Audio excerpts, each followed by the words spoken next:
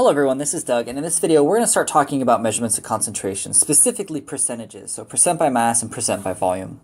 Right, this will be the first time that we talk about how do we measure how much stuff is in solution, right? How many solutes, how much solutes are present in your solution, right? And we've seen this, you can go to the grocery store and see this, right? In terms of like, well, we got 2% milk or 1% milk, right? That's a reference to how much fat is in your milk. If you look at your toothpaste, you'll see these percentages here, right? So we've got, 0.15% mass by volume of fluoride in your toothpaste. Energy drink, this energy drink has 10% juice, for example. So you see, if you just go out in the world, right, whether it's in medicines or in groceries and stuff like that, you see measurements of concentration all over the place.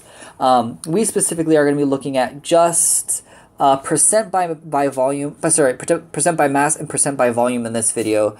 We're not going to talk about parts per million or parts per billion, but we will talk about molarity in another video, because molarity is really like the best way to measure concentration.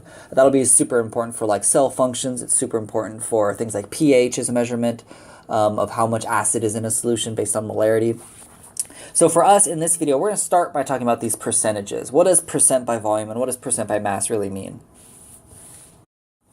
So let's start with percent by volume here. So percent by volume, right, you'll see it written as percent VV, where the V's are supposed to mean volume. So what percent of the volume of the solution is the volume of the solute? And the key thing to remember about this is if you're talking about percent by volume, the idea here is that your solute is a liquid. Right? So that's key to remember. So if your solute's a liquid, we tend to use percent by volume, because when you make these solutions, if your solute's a liquid, it's much easier to just pour it out and measure how many milliliters it is, for example, and make a solution from it. You could weigh it out by volume. That's totally fine, but what we tend to use, people tend to do percent by volume for that, right? So if you're talking about rubbing alcohol, since isopropanol is a liquid, that percentage is in volume. If you're looking at this energy drink, since juice is a liquid and this drink is a liquid, then it's going to be volume by volume. Same thing with hydrogen peroxide, same thing with percentages for like your milk, for example. So if you see percent by volume specifically, that's used when your solute is a liquid. And we'll see that percent by mass is used when your solute is a solid. Now what this percentage means here, if I take a look at what this is actually saying, percent by volume, it's telling you whatever that percentage is, that percent, that's telling you how many milliliters of the solute are in 100 milliliters of that solution. Right, where this X is the percentage that it is given. So whatever the percent says, that is the number of milliliters for the solution. So for example, if I take a look at this alcohol solution here, since it's 70% alcohol or 70% isopropyl alcohol, that means that 70 milliliters are isopropyl alcohol. When you have 100 milliliters of this solution. So another way of saying that is that if you have 100 milliliters of the solution, 70 milliliters of it is the isopropanol, and 30 milliliters of it is water. And that's what that percentage means, right? I got this 30 here because it says, or sorry, I got this 70 because it says that it's 70% alcohol, so therefore I know that it's 70 milliliters. So it's literally just that number. You don't have to do any weird conversions. You just take that number, that's how many milliliters it is. Similarly, if I take a look at this one up here, right, if I want to know what's going on with like this juice, so if I take a look at this guy, right, it says it's 10% juice. If it's 10% juice, that means that there's 10 milliliters of juice for every 100 milliliters of this energy drink, of this solution, right, of this drink. So that means 90% of it roughly is water, aside from all the like sugars and stuff like that. But when you see something like 10% juice, that's what it means, is that there's 10 milliliters of juice in every 100 milliliters of that whole solution. And that's all it is. It's pretty straightforward. Again, no conversions. It's just that number of milliliters of solute. It's just the percentage that is you're being told. If you have 3% hydrogen peroxide, that means that there's 3 milliliters of hydrogen peroxide in 100 milliliters of that solution. Similarly, we also have percent by mass. We use percent when we have percent by mass. That's when the solute is a solid. We use this when the solute is a solid. right? Because it's easy to take a solid and just weigh it out on a scale.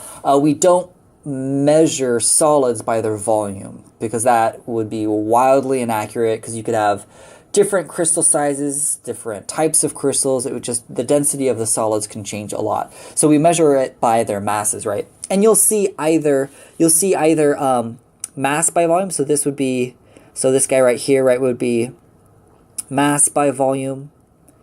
Or as you might guess, W by volume is just weight by volume. And those are the same thing. It just kind of depends on who's writing what, right? Either one is supposed to be the measurement of the amount of stuff that there is. So you have mass by volume or weight by volume, same thing. And so if you take a look at, and so just like with the previous example, right? So what this percentage means is that that's telling you how many grams of the solute, are in 100 milliliters of that solution, right? Which is why it's weight by volume, because you have grams per milliliters, right? So you have a mass by a volume. And again, that X is literally just, you take whatever that percentage is on your label, that is how many grams are in 100 milliliters of that thing. So if I have this IV solution over here, right? If I look at this IV solution, it's saying that it's 0.18% sodium chloride and 4.3% dextrose, which is glucose.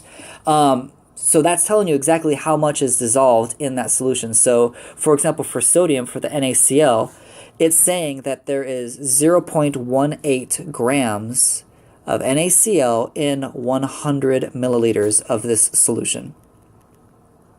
Similarly, for the dextrose, or again, that's a synonym for glucose, but this label is calling it dextrose, so I will too. It's saying that there's 4.3 grams of dextrose in 100 milliliters of solution. Right, it's literally telling you that that's how much is dissolved in it. That's what this percentage means and this percentage means. And this label, I kind of like this label just because it actually says that exact thing that I just mentioned to you down here, where it's measuring, right? It flat out says for each, this is so small, you probably can't see it, but it says for each 100 milliliters, there is 0.18 grams of NaCl and 4.3 grams of anhydrous dextrose, which is what we said over here. Similarly, if I go to the toothpaste example, right, you may have noticed that there are these percentages on toothpaste. This is saying, right, so it's kind of blurry to see, but this is saying right here that we have 0.15 grams of fluoride for every 100 milliliters of this solution, of this toothpaste, right? Because it's giving you the weight to volume. That's what this says down here. If you can't quite see that very well, it says 0.15%, and then it says W/V, so weight per volume. So that means that there is 0.15 grams of fluoride for every 100 milliliters of solution. So that's what the percent by mass means. And again, so we use percent by mass when our solute is solid. We use percent by volume when our solute is a liquid. And both of them are per 100 milliliters. That's kind of key to remember, especially when we compare it to molarity later, which will be per liter. So I want to do a little, just to make sure that you kind of get what we're talking about here. So if I just ask you what's the percent mass by volume of a solution made by dissolving 25 grams of glucose in water to make a 500 milliliter solution, well, you can approach this one of two ways. You can either say, okay, well, we've got 25.0 grams of glucose per 500 milliliters of solution. And you can do an equivalence sort of thing, or I don't want to know how many grams are in 500 milliliters. I want to know how many grams are in 100 milliliters, right? So I want to know what this number is, what this is. And so you can do that cross multiply and divide thing, right? Where you multiply these two and then divide by this.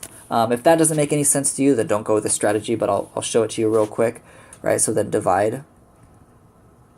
And if you do that, right, if you do that equivalent, you just solve for x, what you're going to find here is that you're going to end up getting that this would equal 5 grams, 5.0 grams, right, per every 100 milliliters. Or in other words, right, if this number is a 5, then that means that this is a 5% solution, mass by volume. right? Because again, that gram is the percentage. That is what the percentage is. Now, another way that you can do this is kind of more of a conversion factory looking thing. So that's one method of figuring this out. Another one is you could do your whole like, well, I have a known amount, I have an unknown amount. I have some conversion factors I can use.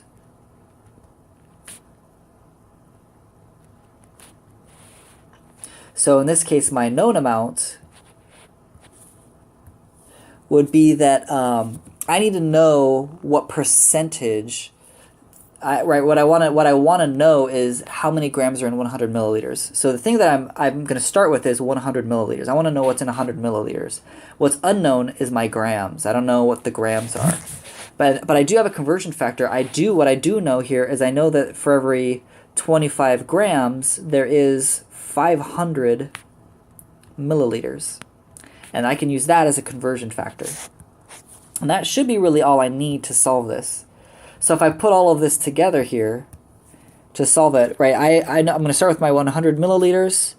I know that for every 500 milliliters, sorry, my pen's being a little funny. I know that every 500 milliliters there is 25.0 grams. And then that's going to leave me in grams. So if I do that math, right, it looks like my milliliters are going to cancel out with milliliters, and I should also get that there are 5 grams. 5 grams, or in other words, that means it's going to be 5.0% mass by volume. So you can do either method. You can either make the ratio, make a conversion factor given the ratio in the problem, or you can just do an equivalency sort of thing where you do the cross multiply and divide strategy. Either one should work. Now we can also use these, if we're already given a concentration, we can go ahead and use them as conversion factors, right? So here I'm going to use the percentage, I'm going to just make it a little note, I'm going to use that percent as a conversion factor.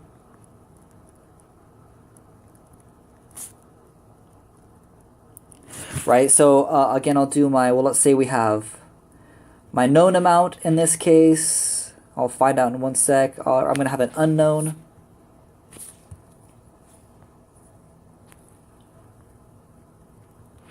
And I'll have some conversions.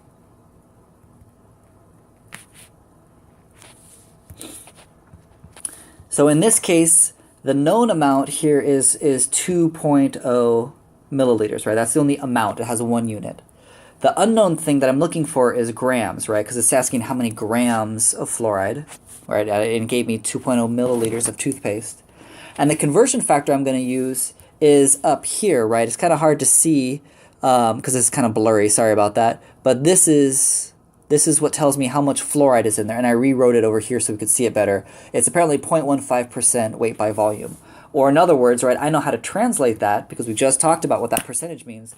That percentage means that there are 0.15 grams in every 100 milliliters of toothpaste. So I know that that's what that percentage means, right? That's where this all comes from. And with that information now, I can solve this problem. I can figure out how many grams of fluoride are in that. And so if I put that all together here, let me write this out. It looks like my known is 2 milliliters. I need a conversion factor. I'm just going to go ahead and use this one. I'm going to leave it the way it is so that my mils cancel. All right, so if I go here, my milliliters cancel out with my milliliters. That leaves me in grams, which is exactly what I wanted. And then we just treat it like any other conversion factor. So we're going to multiply by the things on top and divide by the things that are on the bottom. So 2 times 0.15 divided by 100 is going to be 0.003 exactly on my calculator, but it looks like I need 2 sig figs, so I'll put O. All right, again, I need 2 sig figs because 2.0 has 2 sig figs, as does 1.5. And that's how we would solve that. So apparently you only have like 3 milligrams of fluoride when you use kind of like an average amount of toothpaste. In fact, that's probably a lot of toothpaste, more than a dentist might recommend. Let's look at a similar example, but now with a liquid one instead, right? So if you need 9.5 milliliters of hydrogen peroxide for an experiment, how much of this solution should you use? I'll do the same thing. I've got a known amount. I'll have an unknown. What am I trying to find? And I'll list some conversion factors.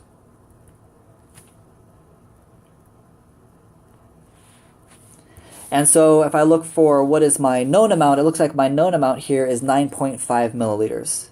So that's what I'm going to start with. I know that I want 9.5 milliliters. What I don't know, so I'll say this, of hydrogen peroxide. What I don't know is how much solution, right? I need to know how many milliliters of solution that I want. How many milliliters of solution? Now, I don't see a conversion factor jumping out at me, but again, I need to remember here, right, that this says, hydrogen peroxide says that it's 3% hydrogen peroxide. And again, I know that 3% means that it's milliliters per liter, for 100 milliliters. And I know that it's milliliters in this case because hydrogen peroxide is a liquid, right, H2O2. So hydrogen peroxide, H2O2, is a liquid, it's not a solid, so I know that this 3% means that there are 3 milliliters. Let's just call it 3.0 milliliters of hydrogen peroxide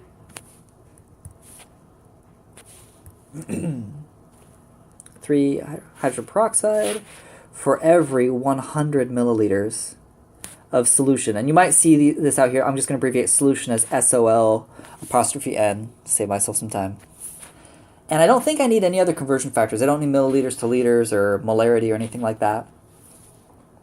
And so if I go to put this one together, I'm going to start with my known amount, my 9.5 milliliters of hydrogen peroxide, right? That's what I'm looking for.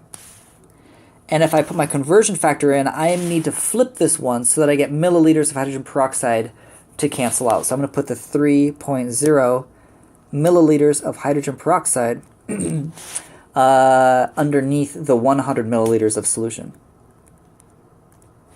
So that way, right, my units cancel. So the milliliters of hydrogen peroxide cancel out with the milliliters of hydrogen peroxide, leaving me milliliters of solution, which is what I kind of want to figure out, right? I want to know how much solution am I looking for. And so if you do that, right, you just got 9.5 times 100 divided by 3 gives you 316 point, basically 6666, on and on and on milliliters. But again, since I only have 2 sig figs here and 2 sig figs here, my answer can only have 2 sig figs. So it looks like I'd round this out to 320, right? Because if I only need 2 sig figs, I can't use all of these. I have to use the 3 and the 1, and the 6 rounds it up to a 2 milliliters. So you could say 320. If you want to be less ambiguous about that 0, you could say 3.2 times 10 to the second milliliters. Both would be acceptable answers. So I would need a little over 300 milliliters if I really wanted 9.5 milliliters of the actual hydrogen peroxide itself. So here are just some examples of using those percentages, what they mean. They're really, really common in consumer goods, but in the next video I'm going to talk about how they don't tell you as much as molarity does. Molarity really tells you how many molecules are in your solution. This just tells you what the volume was or what the mass was that you threw in there, but not necessarily the number of that actual particle, that mole, that molecule, or that ion. So next video we'll talk about molarity. If you have any questions or comments, please leave them down below. Happy studying. Definitely practice this stuff. I know it's math, so definitely make sure you practice this. Do a bunch of worksheets. Take care.